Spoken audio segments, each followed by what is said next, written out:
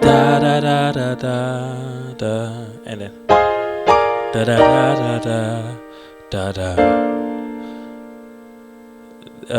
And then da da da da da da da.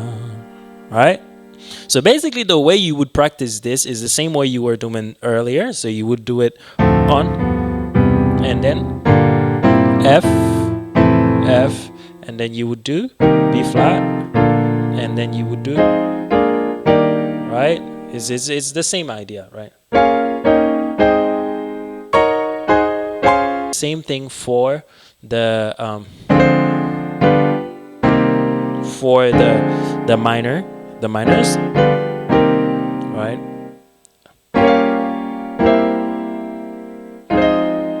And so on. You would keep doing that on all the keys. Now I promised you one last way to play your 2-5-1s with that same song.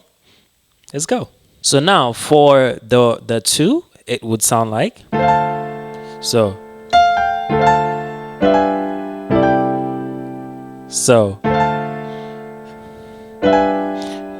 Da da da da da da, right? So what I'm thinking on my right hand, I'm doing this inversion, and then I just go down chromatically, and then I do this quarter chord here. So on the left hand, I'm the same thing I would do for any 2-5-1. I do 2, 5, and then 1. So okay, so that's for the 1, and then for the 4, I'm gonna do exactly the same thing I just did here. So da da da da da da.